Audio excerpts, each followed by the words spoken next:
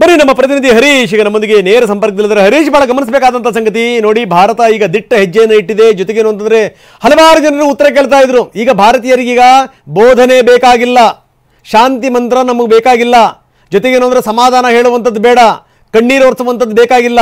ಒಕ್ಕೊರಲಿನಿಂದ ಕೇಳ್ತಿರುವಂಥದ್ದು ಒಂದೇ ಪ್ರಶ್ನೆ, ಪ್ರತೀಕಾರ ಏನು? ಏನು ಪ್ರತೀಕಾರ? ಬಹುಶಃ ಏನು ಅಂತಂದರೆ ಪ್ರಧಾನಿ ಯಾವ್ಯಾವಾಗ ನಿಂತು ಯಾವ್ಯಾವ ವೇದಿಕೆಯಲ್ಲಿ ನಾವು ಪ್ರತೀಕಾರ ತಗತೀವಿ ಅಂತ ಹೇಳಿದಾರಲ್ಲ, ಆವಾಗ 4 ದಿನದಲ್ಲಿ 6 ದಿನದಲ್ಲಿ 16 ದಿನದಲ್ಲಿ ಯಾವ್ಯಾವ ರೀತಿ ಪ್ರತೀಕಾರಗಳಾಗಿದೆ ನಾವು ನೋಡಿದ್ದೀವಿ, ಉರಿಯಿಂದ ಹಿಡಿದು ಬೇರೆ ಬೇರೆ ಸಂಗತಿಗಳ ತನಕ. ಈಗ ಮತ್ತೆ ಆ ಕಾಲ ಬಂದಿದೆ. ಬಹುಶಃ ಭಾರತೀಯರ ಇಂಥ 1000 ಪ್ರಶ್ನೆಗಳಿಗೆ ನಿನ್ನೆ ಪ್ರಧಾನಿಯವರ ಒಂದು ಉತ್ತರ, ಅದು ಸಮಾಧಾನ ತಂದಿರುವಂಥದ್ದು. ಹುಡುಕಿ ಹುಡುಕಿ ಹೊಡಿತೀವಿ, ನೀವೇನು ಎಕ್ಸ್ಪೆಕ್ಟ್ ಮಾಡಿದಿರಲ್ಲ ಅದಕ್ಕಿಂತ ಹೆಚ್ಚಿನ ಏಟು ಬೀಳುತ್ತೆ ಅಂತ.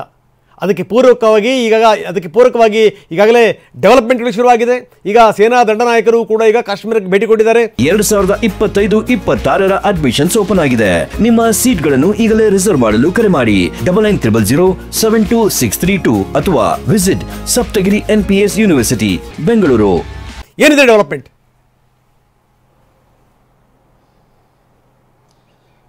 ಹೌದು ರಂಗನಾಥ್, ಒಂದ್ ಕಡೆ LOC ಯಲ್ಲಿ ಕಾರ್ಯಾಚರಣೆಯನ್ನ ಭಾರತ ಈಗ ಶುರು ಹಚ್ಕೊಂಡಿದೆ. ಈ ಕಡೆಯಿಂದ ಗುಂಡಿನ ಚಕಮಕಿ ನಡೀತಾ ಇದೆ, ಆ ಕಡೆಯಿಂದನೂ ಕೂಡ ಗುಂಡಿನ ಚಕಮಕಿ ನಡೀತಾ ಇದೆ. ಇದೊಂದು ಭಾರತ ಪ್ರತೀಕಾರದ ರೀತಿಯಾಗಿ ನೋಡ್ತಾ ಇದೆ. ಒಂದ್ ಕಡೆ ರಾಜತಾಂತ್ರಿಕವಾಗಿ ಏನೆಲ್ಲ ಪಾಕಿಸ್ತಾನವನ್ನ ಕಟ್ ಹಾಕಬಹುದು, ಒಪ್ಪಂದಗಳನ್ನ ಮುರಿದುಕೊಳ್ಳುವ ಮೂಲಕ ಆಗಿರ್ಬೋದು, ವೀಸಾ ರದ್ದು ಮಾಡುವಂತ ವಿಚಾರ ಆಗಿರ್ಬೋದು, ಗಡಿಯನ್ನ ಬಂದ್ ಮಾಡುವಂತ ವಿಚಾರ ಆಗಿರ್ಬೋದು, ವ್ಯಾಪಾರ ವ್ಯವಹಾರ ಸಂಬಂಧಗಳನ್ನ ಕಡಿದುಕೊಳ್ಳುವಂತ ವಿಚಾರದಲ್ಲಿ ಎಲ್ಲ ವಿಚಾರದಲ್ಲೂ ಕೂಡ ಭಾರತ ಒಂದು ಸ್ಟೆಪ್ ಅನ್ನ ಮುಂದೆ ಇಟ್ಟಿರುವಂತಹದ್ದು. ಅದೇ ರೀತಿ ಪಾಕಿಸ್ತಾನವು ಕೂಡ ಭಾರತ ಏನೇನು ಕ್ರಮಗಳನ್ನು ತೆಗೆದುಕೊಂಡಿದೆ, ಪಾಕಿಸ್ತಾನವು ಕೂಡ ಅದೇ ರೀತಿಯಾದಂತಹ ನಿರ್ಧಾರಗಳನ್ನ ಘೋಷಣೆಯನ್ನ ಮಾಡಿದೆ. ಈಗ ಈ ರಾಜತಾಂತ್ರಿಕವಾಗಿ ಏನ್ ಕ್ರಮ ತೆಗೆದುಕೊಳ್ಬೇಕು ಎಲ್ಲವೂ ಮುಗಿದಾಗಿದೆ. ಆದ್ರೆ ಯಾವುದನ್ನು ಬಹಿರಂಗವಾಗಿ ಹೇಳಲಿಕ್ಕಾಗಲ್ಲ. ಮಿಲಿಟರಿ ಕಾರ್ಯಾಚರಣೆಯನ್ನ ಭಾರತ ಬಹಿರಂಗವಾಗಿ ಹೇಳಲಿಕ್ಕಾಗಲ್ಲ. ಅಂಥದ್ದೊಂದು ಮಿಲಿಟರಿ ಕಾರ್ಯಾಚರಣೆ ನಡೆಯುತ್ತೆ ಅನ್ನುವಂತಹದ್ದು ಎಲ್ಲರೂ ಊಹೆ ಮಾಡ್ತಾ ಇದ್ದಾರೆ. ಇಂಥ ಯಾವುದೇ ಉಗ್ರರ ದಾಳಿ 2025-26 ಅಡ್ಮಿಷನ್ಸ್ ಓಪನ್ ಆಗಿದೆ.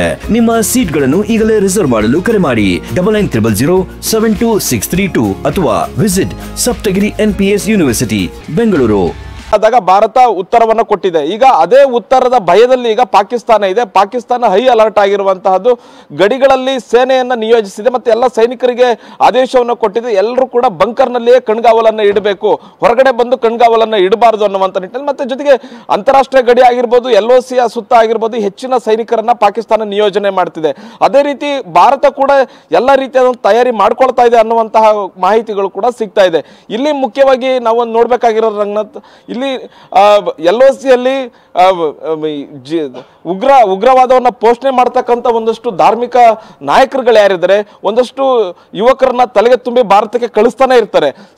ಸತ್ರೆ ಮತ್ತಷ್ಟು ಜನರನ್ನ ಅವ್ರು ಕಳಿಸ್ತಾನೆ ಇರ್ತಾರೆ. ಮತ್ತೆ LOC ಯಲ್ಲಿ ಕಾರ್ಯಾಚರಣೆಯನ್ನ ಭಾರತ ಮಾಡ್ತಾ ಇದ್ರು ಕೂಡ ಅದು ಏನೂ ಉಪಯೋಗ ಇಲ್ಲ.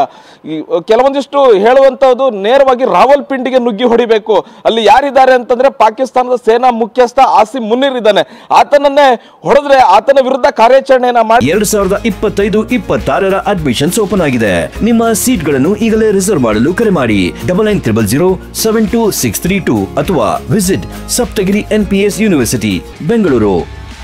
ಇದು ಎಲ್ಲವಕ್ಕೂ ಅಂತ್ಯ ಆಗುತ್ತೆ. ಯಾಕಂತಂದ್ರೆ ಇದುವರೆಗೂ ಕೂಡ ಪಾಕಿಸ್ತಾನ ಸೇನೆಯ ವಿರುದ್ಧ ಭಾರತ ಕಾರ್ಯಾಚರಣೆಯನ್ನ ನೇರವಾಗಿ ಮಾಡಬೇಕಾಗಿತ್ತು, ಅದು ನೇರವಾಗಿ ಮಾಡ್ತಾ ಇಲ್ಲ ಅನ್ನುವಂತ ಈಗ ರಾವಲ್ಪಿಂಡಿಯಲ್ಲಿ ಮುಖ್ಯವಾಗಿ ಆಸಿಮ್ ಮುನೀರ್ ಆತ ಏನ್ ಕುಳಿತು ಇಡೀ ಉಗ್ರರನ್ನ ಪೋಷಿಸ್ತಾ ಇರ್ತಕ್ಕಂಥದ್ದು, ಉಗ್ರ ಸಂಘಟನೆಗಳು ಉಗ್ರ ನಾಯಕರನ್ನ ಪೋಷಿಸ್ತಾ ಇರ್ತಕ್ಕಂಥದ್ದು ಆಸಿಮ್ ಮುನೀರ್, ಆತನನ್ನೇ ಹೊಡಿಬೇಕು ಅನ್ನುವಂತಹ ನಿಟ್ಟಿನಲ್ಲಿ ಈಗ ಚರ್ಚೆಗಳಾಗ್ತಿದೆ.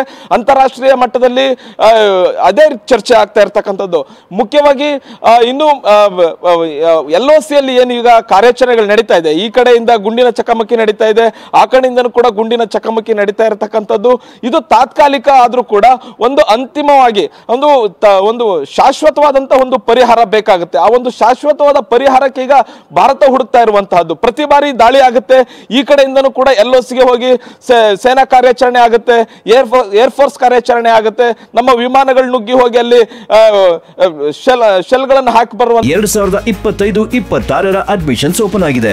ನಿಮ್ಮ ಸೀಟ್ಗಳನ್ನು ಈಗಲೇ ರಿಸರ್ವ್ ಮಾಡಲು ಕರೆ ಮಾಡಿ 9900072632 ಅಥವಾ visit Saptagiri NPS university Bengaluru.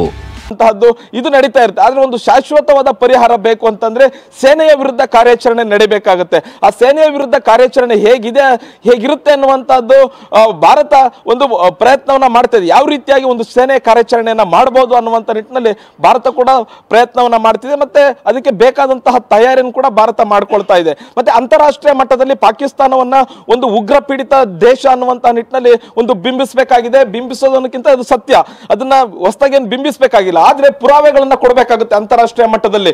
ಹಾಗಾಗಿ ಎಲ್ಲಾ ರಾಯಭಾರಿಗಳನ್ನ ಕರೆದು ದೆಹಲಿಯಲ್ಲಿ ಚರ್ಚೆಯನ್ನ ಮಾಡಲಾಗಿದೆ. ಪಾಕಿಸ್ತಾನದ ಹೇಗೆ ಉಗ್ರರನ್ನ ಭಾರತಕ್ಕೆ ಬಿಡ್ತಾ ಇದೆ, ಉಗ್ರರನ್ನ ಹೇಗೆ ಕಳಿಸ್ತಾ ಇದೆ, ಅದಕ್ಕೆಲ್ಲವನ್ನು ಕೂಡ ಪುರಾವೆಗಳನ್ನ ಕೊಡಲಾಗಿದೆ. ಒಂದು ಅಂತಾರಾಷ್ಟ್ರೀಯ ಮಟ್ಟದಲ್ಲಿ ಒಂದು ವೇದಿಕೆಯನ್ನ ಸಜ್ಜು ಮಾಡಲಾಗಿದೆ.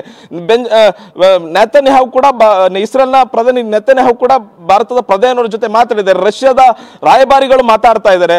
ಇನ್ನು ಅಮೆರಿಕದ ರಾಯಭಾರಿಗಳು ಕೂಡ ಪ್ರಧಾನಿ ನರೇಂದ್ರ ಮೋದಿ ಅವರ ಜೊತೆ ಮಾತನಾಡಿದ್ದಾರೆ. ಹೀಗೆ ಒಂದು ವಿಶ್ವದಲ್ಲಿ ಎಲ್ಲವೂ ಕೂಡ ಚರ್ಚೆಗಳು ನಡೀತಾ ಇದೆ.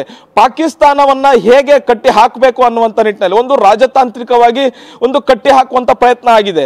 ಇಂಡಸ್ 1960ರ ಇಂಡಸ್ ಏನು ಒಪ್ಪಂದ ಇತ್ತು ಅದನ್ನು ಕೂಡ ಈಗ ಮುರಿದಾಗಿದೆ. ಅಂದ್ರೆ ಒಂದು ಒಪ್ಪಂದವನ್ನ ರದ್ದು ಮಾಡಲಾಗಿದೆ.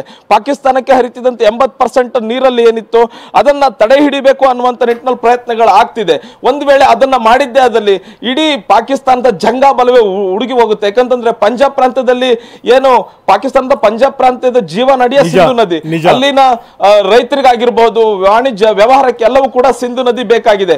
ಹೀಗಾಗಿ ಒಂದು ಸಿಂಧು ನದಿ ಒಪ್ಪಂದವನ್ನ ಮುರಿದ್ರೆ ಇದು ಒಂದು ರಾಜತಾಂತ್ರಿಕವಾಗಿ ಸೇನಾ ಕಾರ್ಯಾಚರಣೆ ಆಗಬೇಕು ಅನ್ನುವಂತಹದ್ದು ಒಕ್ಕರರ ಒಂದು ಹೋರಾಟ ನಡೀತಾ ಇರ್ತಕ್ಕಂಥದ್ದು. ನಿಜ 40% ಅಲ್ಲಿ ರೈತರು ಡಿಪೆಂಡ್ ಆಗಿರುವಂತದ್ದು ಇದೇ ನದಿ ಮೇಲೆ, ಇದೇ ನೀರಿನ ಮೇಲೆ.